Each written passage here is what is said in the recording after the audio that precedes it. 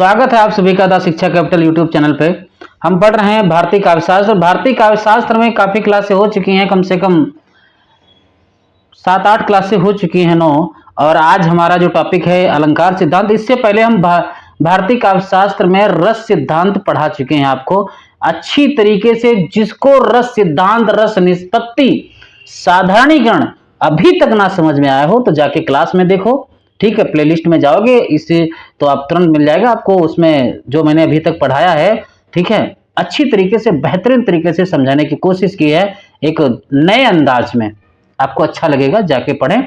अलंकार सिद्धांत हम पढ़ने वाले हैं। और एक बात मैं आपको बता दूं, अगर आपको भैया आप नोट्स की जरूरत है, अगर आपको नोट्स चाहिए, देख लो, इसी प्रकार से आपको नोट्स मिलेंगे, ठीक है। अच्छे इसी फॉन्ट में अच्छी तरीके से अगर आपको नोट्स की जरूरत है तो बेटा मैं बता रहा हूं, संपूर्ण नोट्स आपको, और लगभग में 4000 प्रश्नोत्तरी के साथ या 3000 प्रश्नोत्तरी के साथ हर यूनिट से, ठीक है, मात्र 300 रुपए में आपको मिलेगा, ठीक है। ये नंबर मेरा है 972156, ठीक है, 58 और 75। इस नंबर पे जीपी करोगे, यानी गूगल पे करोगे, ठीक है। गूगल पे करके उसके बाद में, या अगर आपको गूगल पे नहीं है तो व्हाट्सएप मैसेज करना मुझसे, उसका जो है क्या नाम है उसका, मांग लेना स्कैनर, मैं भेज दूंगा और उस पर फिर कर देना। आपको 300 रुपए में, यानी 299 आपको करने हैं। मैं फिर कह रहा हूँ 299, ठीक है। आपको बढ़िया नोट्स आपको मिलेंगे और कुछ नहीं पढ़ना। भारतीय काव्यशास्त्र के लिए आपको अगर अदर कुछ पढ़ना नहीं, क्यों? क्योंकि भागी जो है भगीरथ मिश्र से जो प्रश्न उठ रहे हैं मैं इसमें शामिल कर देता हूं जो इंपॉर्टेंट है, ठीक है। अगर 5 से 6 क्वेश्चन बने तो आपको यहीं से मिल जाएंगे, बाहर पढ़ने की जरूरत नहीं है, ठीक है। बाकी बहुत अंदर से बना देगा तो नहीं, बाकी कुल मिला के आपका हो जाएगा, ठीक है। काम मिल जाएगा इसमें, ठीक है। चलो अलंकार सिद्धांत पढ़ते हैं। अलंकार सिद्धांत भैया, विभिन्न आचार्यों द्वारा अलंकार निरूपण क्या क्या है देखते हैं।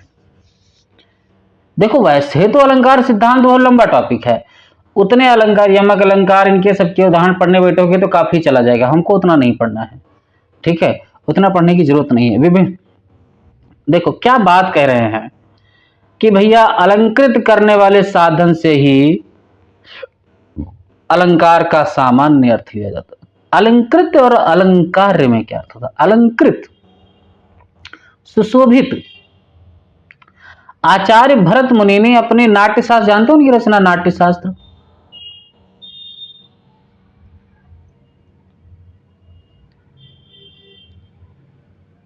ठीक है। आचार्य भरत मुनि ने अपने नाट्यशास्त्र की रचना जानते होंगे आप लोगों ने। नाट्यशास्त्र में 4 अलंकारों का उल्लेख किया है।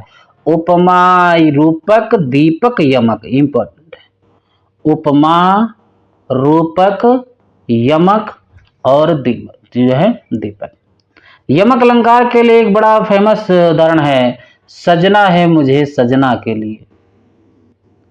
बताइए इसमें कौन सा अलंकार है? यमक अलंकार। सजना, एक सजना, सजना संवरना, और एक है सजना के लिए, प्रियतम के लिए। समझ रहे हो कि हम समझ रहे हैं, मुस्कुरा रहे हो आप लोग। चलो, तो 4 अलंकार माने हैं।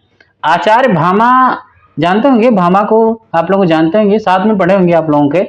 अलंकार संप्रदाय के ये प्रवर्तक है, माने जाते हैं कौन? भामा। अलंकार संप्रदाय के प्रवर्तक कौन है भैया? भामा माने जाते हैं। इन्होंने अलंकार को काव्य का अनिवार्य तत्व माना था। कहा कि भैया अलंकार नहीं, कच्छु नहीं, सब बेकार, जो कुछ है अलंकार है, ठीक है। अलंकार है, अलंकार। न कांतमपि निर्भोषम विभाति वनिता मुखम। न कांतमपि निर्भूषम विभाति वनिता मुखम। की भावार्थ है कि सुंदर नारी का मुख भी आभूषणों के बिना शोभा नहीं देता है। विभात नारी विदग्ध मंडना। वैसे ही कविता अलंकारों के अभाव में सुशोभित नहीं होती है। यानी कहने का अर्थ है कि जिस प्रकार से खूब गहना वगैरह ला दे, सोने के कुंडल हों। ये महिलाओं के ज्यादा होता है, लड़कों तो बेचारे पहनते ही नहीं है। अंगूठी भी पा जाए बड़ी मुश्किल से, वो भी बड़ी मेहनत से पाते हैं।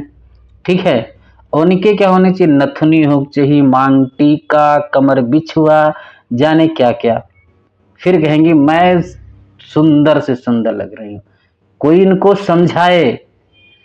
सिंपल जितना है अच्छा, उतना अलंकार जरूरी नहीं है। ठीक है, और चोरों की तो बहुत ही ज्यादा दिक्कत है। तो ना कांतमपि निर्भूषम विभाति वनिता मुखम विभात नारी विदग्ध मंडना। भावार्थ है कि सुंदर नारी का मुख भी आभूषणों के बिना शोभा नहीं देता है, वैसी ही कविता अलंकारों के अभाव से सुशोभित नहीं होती है। कि यद्यपि सुजाति सुलक्षणी, समझ किसकी है, केशवदास की पंक्ति, आगे बात करेंगे। भामा की एक और सूक्ति है, अच्छी सूक्ति है कि इष्टा इष्ट अभिदे वक्रोक्तिरिष्टा वाचाम लंकृति। ये इंपॉर्टेंट है, सिर्फ इतनी ही पंक्ति पूछ ली जाती है, वाचाम लंकृति। ये किसने कहा है, तो कह दो भामा ने कहा, मैंने नहीं कहा, मेरी इतनी औकात ही नहीं कि मैं कह दूं। ये इंपॉर्टेंट, ये कह रहे हैं कि इन्होंने सभी अलंकारों का मूल वक्रोक्ति अलंकार को माना है। वक्रोक्ति अलंकार जानते हो किसे कहा जाता है? वक्रधन उक्ति, टेढ़ी उक्ति, यानी कहा किसी और को जाए, यानी कहा किसी और से जाए, टारगेट कोई और, इसी को कहते हैं वक्रोक्ति अलंकार। वो कैसे पंक्ति है, वही बार बार मुझे याद आती है, अली कली हो स्यो बंधे हो आगे कौन हो। पंक्ति याद आ रही थी, कुछ भूल गया हूं, वो मैं बार बार ये पंक्ति ही भूल जाता हूं। ठीक है, तो इन्होंने सभी अलंकारों को क्या माना है, वक्रोक्ति अलंकार। यही बात है कि नहीं पराग, ये पंक्ति मुझे याद आ गई कि नहीं पराग नहीं मधुर मधु नहीं विकास यही काल, अली कली हो सो बंधे हो आगे कौन हो।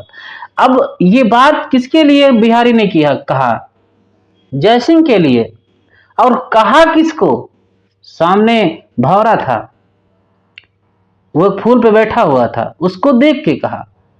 तो कहा भौरे से, पर कहा किसके लिए गए, जयसिंह के लिए। तो इसी को कहते हैं वक्रोक्ति अलंकार। ठीक है, तो वक्रोक्ति,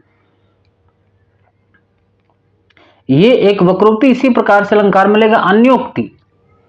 ठीक है, अलंकार अगर आपको सही से पढ़ने हैं तो जो मैं व्याकरण की क्लास लेता हूं उसमें जब मैं अलंकार पढ़ूंगा तब पढ़ लेना, वहां पर आपको जरूरत है। नेट में ज्यादा अलंकार पढ़ने की जरूरत नहीं है।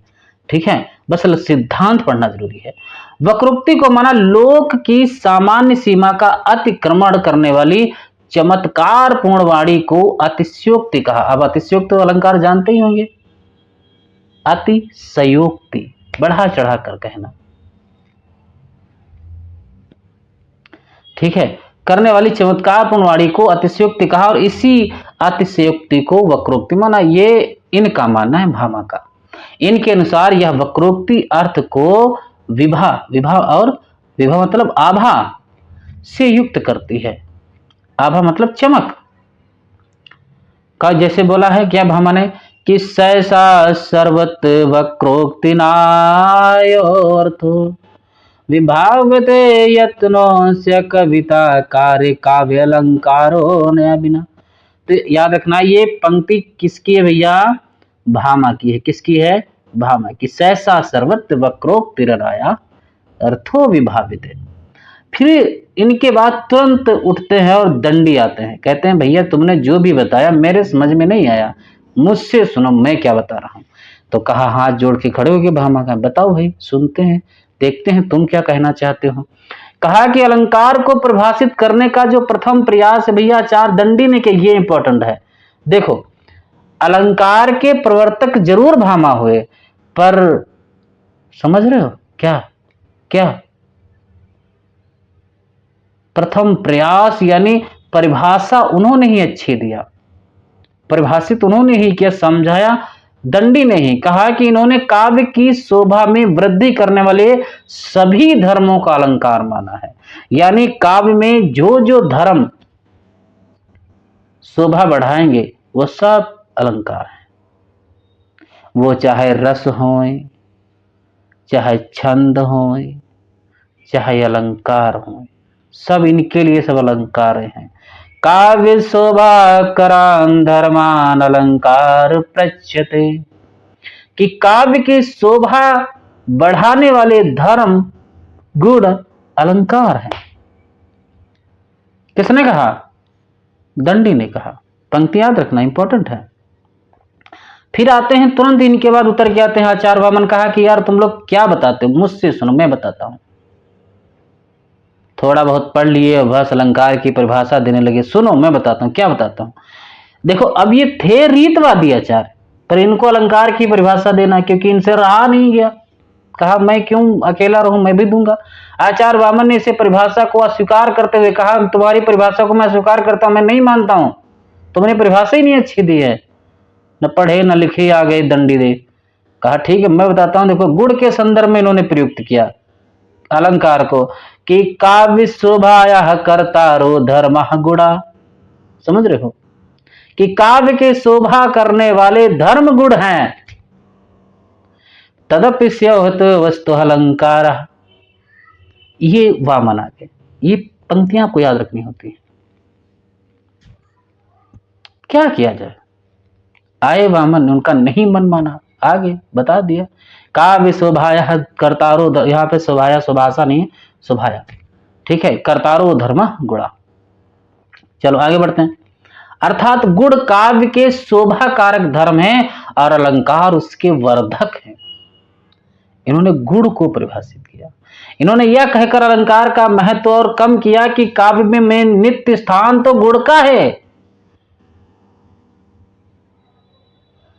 और अलंकार का नित्य स्थान है। यानी सबसे ज्यादा स्थान, उपयुक्त स्थान गुण है। अलंकार का उतना महत्व नहीं जितना गुण का है। पूर्वे है नित्या, ये पंक्ति पूछी जा चुकी है, याद रखना। और भी शब्द होंगे। वामन ने अलंकार के दो लक्षण दिया, अलंकृति अलंकारा, जो अलंकृत करे और वह अलंकार है। यानी जो अलंकृत करे, जो शोभा बढ़ाए, वही अलंकार है। सौंदर्य अलंकारा, ये पंक्तियां, ये देखो वामन पूछे थे, मैं फिर कहता हूं सौंदर्य ही अलंकार है। ये बात मैं भी मानता हूं, ये वामन की मैं इसी बात से सहमत हूं। सौंदर्य अलंकारा, यानी जो सौंदर्य है वही अलंकार है, बाहरी सजावट नहीं, मन की सजावट से देखो। इसीलिए कहता हूं मेकअप पे मत जाओ, ओरिजिनल पे जाओ, ठीक है। आचार्य फिर आते हैं आनंदवर्धन। इनको और आनंद आ रहा था इनकी बातें सुन सुन। उन्होंने कहा मेरी बात तो सुनो। ध्वनि, देखो पहली बात ये ध्वनिवादी आचार्य है। हम अभी आपको पढ़ाएंगे जब ध्वनि सिद्धांत, तो ध्वनिवादी आचार्य आनंदवर्धन ने लिखा कि अंगाश्रित स्वतलंकार मंतव्य कटकाद्वित। भावार्थ है कि जिस प्रकार कटक कुंडल आदि आभूषण अमूमन शरीर की सुंदरता में वृद्धि करते हैं, वैसे ही अलंकार भी काव्य के शब्दार्थ रूपी शरीर की सुंदरता को बढ़ाते हैं। किंतु कभी कभी ये दोनों ही इनकी शोभा में वृद्धि नहीं भी करते। इस प्रकार इन्होंने अलंकार को काव्य का बाह्य शोभा कारक तत्व तक सीमित कर दिया। समझ रहे हो? यानी देखो इन्होंने मूल नहीं माना है, इन्होंने बाह्य माना है। इन्होंने कहा कि ये जो अलंकार हैं आज की डेट में मेकअप है, जो बाहरी सुंदरता को बढ़ाता है, अंदर का नहीं, अंतर मन की नहीं, तत्व तक सीमित कर दिया। किसने? आनंदवर्धन ने। फिर कहते हैं अन्य, देखो इसके बाद और आचार भी आए, अपना अपना महत्व दिया।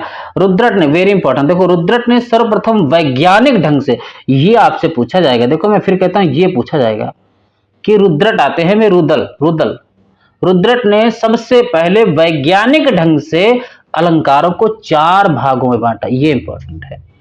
वास्तव कौन? औपम्य, अतिशय, श्लेष। वास्तव में, औपम्य में, अतिशय में, श्लेष में। 4 भाग किसने किए थे? रुद्रट ने किए थे। किसने भैया? किसने? रुद्रट ने। फिर आते हैं आचार्य राजशेखर ने अलंकार को वेरी इंपॉर्टेंट भैया, वेरी इंपॉर्टेंट, वेद का 7वां भाग माना है। कौन? आचार्य राजशेखर आए हैं। कौन? राजशेखर। वेद अलंकार को वेद का 7वां भाग माना, अलंकार को वेद अर्थ का उपकारक भी घोषित किया है। ठीक है। आचार्य जयदेव अलंकार के महत्व पर बल देते हैं। क्या कहते हैं? पंक्ति वेरी इंपॉर्टेंट भैया, कि अंगीकरोत यह काव्य शब्दार्थ वलंकृत यशोना मन्यते कस्मादुन मनलंकोनी। ये पंक्ति किसने दी है? किसने? जयदेव ने। किसने भैया? जयदेव। वेरी इंपॉर्टेंट है। कहते हैं कि उषड़ता रहित अग्नि के समान, उषड़ता रहित, उषड़ता रहते हुए अग्नि के समान अलंकार विहीन काव्य की कल्पना नहीं की जा सकती है। यानी इनका मानना है कि जब कोई भी, जैसे आग है, उसको जब छुओगे अगर वो गर्म ही नहीं होगी तो कैसे पता चलेगा कि वो आग है। इसी प्रकार अगर कविता में अलंकार ही नहीं है तो वो काव्य ही किस काम का, ये राजशेखर मानते हैं। समझ रहे हो कितनी अच्छी बात कही उन्होंने। उसी के पास में बैठे थे कौन? अग्नि पुराणकार। कहा, वेद व्यास के अनुसार उन्होंने बताया कि अर्थालंकार के अभाव में सरस्वती विधवा स्त्री के समान है। इन्होंने अर्थालंकार को महत्व दिया। इन्होंने कहा कि अलंकार यानी कोई काव्य में अर्थालंकार ही नहीं है तो अलंकार बेकार है। इस प्रकार, किस प्रकार? महिला के, कोई महिला आभूषण नहीं पहने हैं, वो विधवा के समान है, सफेद साड़ी। अर्थालंकार रहित विधवेव सरस्वती, यही बात। ठीक है। ध्वनि समर्थक आचार्य जगन्नाथ के अनुसार अब आते हैं। देखिए इन्होंने कहा जी, ये जगन्नाथ की पंक्ति है, काव्यात्मनो व्यंग्य से रमणीयात। देखो रमणीयातः प्रयोजका अलंकारा। इंपॉर्टेंट इस बात की कि जगन्नाथ की पंक्ति और रमणी से ज्यादा इंपॉर्टेंट है। रमणी जहां मिले समझ लो जगन्नाथ की पंक्ति है। ठीक है। काव्य आत्मा व्यंग्य की रमणीयता के प्रयोजक ही अलंकार कहलाते हैं। किसने कहा है भैया? जगन्नाथ ने कहा है। ठीक है।